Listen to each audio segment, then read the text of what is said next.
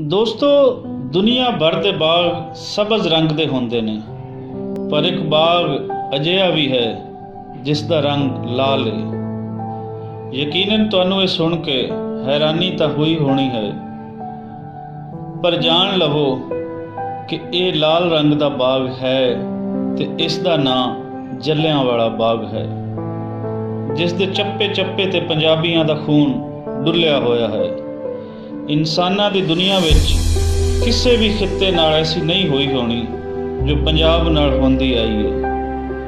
ਬਾਬਾ ਫਰੀਦ, ਸ਼ਾਹ ਹੁਸੈਨ, ਬਾਬਾ ਗੁਰੂ ਨਾਨਕ, ਭਗਤ ਕਬੀਰ ਤੇ ਬੁੱਲੇ ਸ਼ਾਹ ਜਿਹਾਂ ਸੂਫੀਆਂ, ਗੁਰੂਆਂ, ਭਗਤਾਂ ਤੇ ਅਮਨ ਪਸੰਦਾਂ ਦੀ ਇਹ ਧਰਤੀ ਹਰ ਦੌਰ ਵਿੱਚ ਜ਼ਾਲਮਾਂ ਦੇ ਹੱਥੇ ਚੜ੍ਹਦੀ ਆਈ ਹੈ। ਆਓ ਅੱਜ ਤੁਹਾਨੂੰ ਦੱਸਦੇ ਹਾਂ ਕਿ ਜੱਲਿਆਂਵਾਲਾ ਬਾਗ ਵਿੱਚ ਕੀ ਵਾਪਰੀ ਸੀ।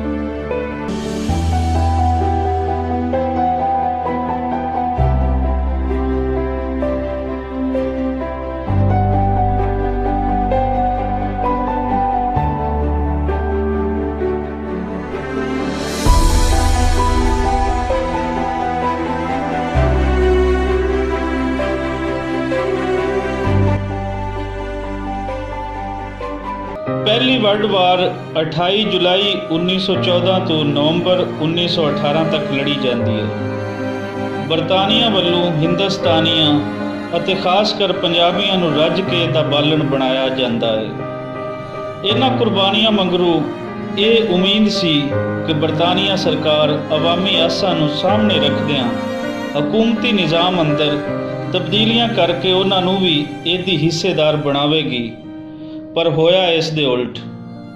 ਇੱਕ ਪਾਸੇ ਜੰਗ ਮੁੱਕੀ, ਦੂਜੇ ਪਾਸੇ ਸਿਆਸੀ ਤੇ ਇਨਕਲਾਬੀ ਲੋਕਾਂ ਨੂੰ ਦਬਾਉਣ ਵਾਸਤੇ 10 ਮਾਰਚ 1919 ਨੂੰ ਇੱਕ ਕਾਨੂੰਨ ਮਨਜ਼ੂਰ ਕਰ ਲਿਆ।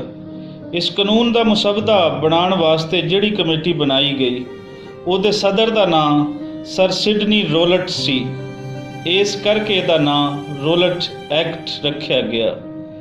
ਇਸ ਕਾਨੂੰਨ ਦੇ ਤਹਿਤ ਦੋ ਪੰਜਾਬੀ ਲੀਡਰਾਂ ਡਾਕਟਰ ਸੈਫੁਦੀਨ ਤੇ ਡਾਕਟਰ ਸੱਤੇਪਾਲ ਨੂੰ 10 ਅਪ੍ਰੈਲ ਨੂੰ ਅੰਮ੍ਰਿਤਸਰ ਵਿੱਚ ਗ੍ਰਿਫਤਾਰ ਕਰ ਲਿਆ ਜਾਂਦਾ ਹੈ। ਇਹਨਾਂ ਅਵਾਮੀ ਲੀਡਰਾਂ ਦੀ ਗ੍ਰਿਫਤਾਰੀ ਕਿਸੇ ਵੀ ਤਰ੍ਹਾਂ ਲੋਕ ਮੰਨਣ ਨੂੰ ਤਿਆਰ ਨਹੀਂ ਸਨ। 4 ਚੁਫੇਰੇ ਅਵਾਮੀ ਲਹਿਰ ਬਣ ਗਈ। ਅੰਮ੍ਰਿਤਸਰ ਦੇ ਨਾਲ ਨਾਲ ਲਾਹੌਰ, ਕਸੂਰ ਤੇ ਗੁਜਰਾਂਵਾਲਾ ਵਿੱਚ ਵੀ ਲੋਕ ਬਾਹਰ ਨਿਕਲ ਆਏ। ਅੰਮ੍ਰਿਤਸਰ ਵਿੱਚ ਹਜ਼ਾਰਾਂ ਲੋਕ ਡਿਪਟੀ ਕਮਿਸ਼ਨਰ ਦੇ ਘਰ ਦੇ ਸਾਹਮਣੇ ਇਕੱਠੇ ਹੋਏ, ਜਿੱਥੇ ਅੰਗਰੇਜ਼ ਅਫਸਰਾਂ ਦੇ ਘਰ ਸਨ। ਇੱਥੇ ਵੀ ਫਾਇਰਿੰਗ ਕਰਵਾਈ ਗਈ, ਪਰ ਇਹਨਾਂ ਲੋਕਾਂ ਦੀ ਕੋਈ ਗੱਲ ਨਾ ਸੁਣੀ ਗਈ ਅਤੇ ਨਾ ਮੰਨੀ ਗਈ। ਅਗਲੇ 2 ਦਿਨ ਵੀ ਇਹ ਹੰਗਾਮੇ ਇਸੇ ਤਰ੍ਹਾਂ ਜਾਰੀ ਰਹੇ।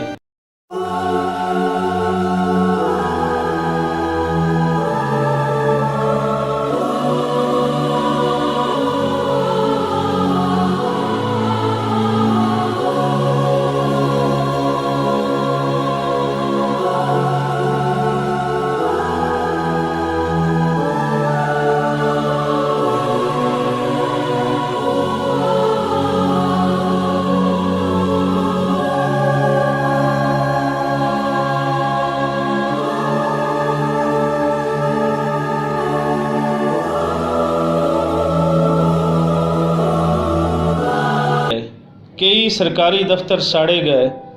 ਸਰਕਾਰ ਤੇ ਪ੍ਰੈਸ਼ਰ ਪਾਉਣ ਲਈ ਅੰਗਰੇਜ਼ ਅਫਸਰਾਂ ਦਾ ਪਿੱਛਾ ਕੀਤਾ ਗਿਆ। 13 ਅਪ੍ਰੈਲ 1919 ਨੂੰ ਬਰਤਾਨਵੀ ਸਰਕਾਰ ਨੇ ਪੰਜਾਬ ਵਿੱਚ ਮਾਰਸ਼ਲ ਲਾ ਦਿੱਤਾ, ਜਿਸ ਦੇ ਤਹਿਤ 4 ਜਾਂ ਇਸ ਤੋਂ ਵੱਧ ਬੰਦੇ ਇੱਕੋ ਥਾਂ ਤੇ ਇਕੱਠੇ ਹੋਣ ਤੇ ਪਾਬੰਦੀ ਲਾ ਦਿੱਤੀ ਗਈ। ਆਪਣੇ ਤੌਰ ਤੇ ਐਲਾਨ ਵੀ ਕਰਵਾ ਦਿੱਤਾ ਗਿਆ, ਪਰ ਸਭ ਨੂੰ ਕੀ ਪਤਾ। ਇਸੇ ਹੀ ਦਿਨ ਵਿਸਾਖੀ ਵੀ ਮਨਾਈ ਜਾਂਦੀ ਹੈ, ਜੋ ਪੰਜਾਬ ਭਰ ਦਾ ਸਕਾਫਤੀ ਤੇ ਮਜ਼ਹਬੀ ਦਿਨ ਵੀ ਹੈ। ਅੰਮ੍ਰਿਤਸਰ ਦੇ ਬਾਗ ਜੱਲਿਆਂਵਾਲਾ ਵਿੱਚ ਲੋਕ ਇਕੱਠੇ ਹੋਣਾ ਸ਼ੁਰੂ ਹੋ ਗਏ, ਜਿਸ ਵਿੱਚ ਹਰ ਮਜ਼ਹਬ ਤੋਂ ਤਲਕ ਰੱਖਣ ਵਾਲਾ ਪੰਜਾਬੀ ਸ਼ਾਮਲ ਸੀ। ਵੇਖਦਿਆਂ ਹੀ ਵੇਖਦਿਆਂ ਪੂਰਾ ਬਾਗ ਲੋਕਾਂ ਨਾਲ ਭਰ ਗਿਆ, ਜਿਸ ਵਿੱਚ ਔਰਤਾਂ ਤੇ ਬਾਲਾਂ ਸਮੇਤ ਹਰ ਉਮਰ ਦੇ ਲੋਕ ਸ਼ਾਮਲ ਸਨ। ਇਸ ਬਾਗ ਦਾ ਰਕਬਾ 7 ਏਕੜ ਦੇ ਨੇੜੇ ਦੱਸਿਆ ਜਾਂਦਾ ਹੈ, ਔਰ ਇੱਥੇ ਇਕੱਠੇ ਹੋਣ ਵਾਲੇ ਲੋਕਾਂ ਦੀ ਤਾਦਾਦ 15 ਤੋਂ 20 ਹਜ਼ਾਰ ਦੱਸੀ ਜਾਂਦੀ ਹੈ। 4:30 ਵਜੇ ਕਰਨਲ ਡਾਇਰ ਜਿਸ ਨੂੰ ਦੀ ਬੁੱਚਰ ਆਫ ਅੰਮ੍ਰਿਤਸਰ ਵੀ ਆਖਿਆ ਜਾਂਦਾ ਹੈ, ਔਰ ਇਹ ਉਸ ਵੇਲੇ ਅੰਮ੍ਰਿਤਸਰ ਦਾ ਐਕਟਿੰਗ ਮਿਲਟਰੀ ਕਮਾਂਡਰ ਵੀ ਸੀ। ਇਹ 50 ਸਿਪਾਹੀਆਂ ਨਾਲ ਜਲਿਆਂਵਾਲਾ ਬਾਗ ਅੱਪੜਦਾ ਹੈ ਔਰ ਆਉਂਦਿਆਂ ਹੀ ਗੇਟ ਅੱਗੇ ਮਸ਼ੀਨ ਗਨ ਲਵਾ ਦਿੰਦਾ ਹੈ ਤਾਂ ਜੇ ਲੋਕ ਬਾਹਰ ਨਾ ਨਿਕਲ ਸਕਣ। ਇਸ ਵੇਲੇ ਕੋਈ ਸਿਆਸੀ ਤਕਰੀਰ ਹੋ ਰਹੀ ਹੁੰਦੀ ਹੈ। ਸਾਰੇ ਲੋਕ ਬਿਨਾਂ ਕਿਸੇ ਹਥਿਆਰ ਦੇ ਤਕਰੀਰ ਸੁਣ ਰਹੇ ਹੁੰਦੇ ਨੇ ਔਰ ਪੁਰਅਮਨ ਬੈਠੇ ਹੁੰਦੇ ਨੇ। ਕਰਨਲ ਡਾਇਰ ਗੋਲੀ ਚਲਾਉਣ ਦਾ ਹੁਕਮ ਦੇ ਦਿੰਦਾ ਹੈ। 10 ਤੋਂ 15 ਮਿੰਟ ਪੰਜਾਬੀਆਂ ਦੇ ਜੁੱਸਿਆਂ ਤੇ ਗੋਲੀਆਂ ਵਸਦੀਆਂ ਨੇ, ਜਿਸ ਦੌਰਾਨ 1650 ਫਾਇਰ ਕੀਤੇ ਜਾਂਦੇ ਨੇ। ਲੋਕ ਆਪਣੀਆਂ ਜਾਨਾਂ ਤੇ ਬੱਚੇ ਬਚਾਉਣ ਲਈ ਦਰਵਾਜ਼ਿਆਂ ਦੇ ਉੱਪਰੋਂ ਬਾਹਰ ਜਾਣ ਦੀ ਕੋਸ਼ਿਸ਼ ਕਰਦੇ ਨੇ। ਲੇਟਦੇ ਨੇ ਪਰ ਗੋਲੀਆਂ ਉਹਨਾਂ ਦਾ ਪਿੱਛਾ ਨਹੀਂ ਛੱਡਦੀਆਂ। ਕੁਝ ਲੋਕ ਜਾਨ ਬਚਾਉਣ ਲਈ ਖੂਹ ਵਿੱਚ ਛਾਲਾਂ ਮਾਰਦੇ ਨੇ, ਪਰ ਉੱਥੇ ਵੀ ਅੱਗੇ ਮੌਤ ਖਲੋਤੀ ਹੁੰਦੀ ਹੈ। ਸਰਕਾਰੀ ਗਿਣਤੀ ਮੁਜਬ 379 ਲੋਕ ਕਤਲ ਹੁੰਦੇ ਨੇ, ਪਰ ਆਜ਼ਾਦ ਸੋਰਸਿਸ ਦੀ ਤਾਦਾਦ 1500 ਤੋਂ 1800 ਤਾਈਂ ਦੱਸਦੇ ਨੇ। ਇਕੱਲੇ ਖੂਹ ਵਿੱਚੋਂ ਜਦ ਲਾਸ਼ਾਂ ਕੱਢੀਆਂ ਗਈਆਂ ਤੇ ਉਹ ਵੀ 100 ਤੋਂ ਵੱਧ ਸਨ। ਇਸ ਕਤਲਾਮ ਵਾਂਗੂ ਬਰਤਾਨਵੀ ਸਰਕਾਰ ਦੇ ਖਿਲਾਫ ਪੰਜਾਬ ਸਮੇਤ ਪੂਰੇ ਹਿੰਦੁਸਤਾਨ ਦੀ ਨਫ਼ਰਤ ਵੱਧ ਗਈ। ਸਿਰਫ ਪੰਜਾਬ ਅੰਦਰ ਕਈ ਇਨਕਲਾਬੀ ਤਹਿਰੀਕਾਂ ਫੁੱਟੀਆਂ, ਜਿਨ੍ਹਾਂ ਦਾ ਵਾਹਿਦ ਮਕਸਦ ਗੋਰਿਆਂ ਨੂੰ ਆਪਣੀ ਧਰਤੀ ਤੋਂ ਕੱਢ ਕੇ ਆਪਣੀ ਧਰਤੀ ਆਪ ਵਸਾਉਣਾ ਸੀ। ਬਰਤਾਨਵੀ ਸਰਕਾਰ ਵੱਲੋਂ ਵੀ ਕਰਨਲ ਡਾਇਰ ਔਰ ਉਸ ਵੇਲੇ ਤੇ ਪੰਜਾਬ ਦੇ ਗਵਰਨਰ ਮਾਈਕਲ ਐਡਵਾਈਰ, ਜਿਸ ਨੂੰ ਉਹਦੇ ਹੀ ਦੇਸ਼ ਅੰਦਰ 13 ਮਾਰਚ 1940 ਨੂੰ ਊਧਮ ਸਿੰਘ, ਜਿਸ ਆਪਣਾ ਰਾਮ ਮੁਹੰਮਦ ਸਿੰਘ ਆਜ਼ਾਦ ਰੱਖਿਆ ਸੀ, ਉਸਨੇ ਕਿੰਗਸਟਨ ਹਾਲ ਵਿੱਚ ਕਤਲ ਕੀਤਾ। ਇਹਨਾਂ ਦੀ ਵੱਡੇ ਪੈਮਾਨੇ ਤੇ ਵੀ ਨਿੰਦਿਆ ਕੀਤੀ ਗਈ। ਅੱਜ ਇਸ ਕਤਲਾਮ ਨੂੰ ਪੂਰੇ 100 ਸਾਲ ਹੋ ਚੱਲੇ ਨੇ।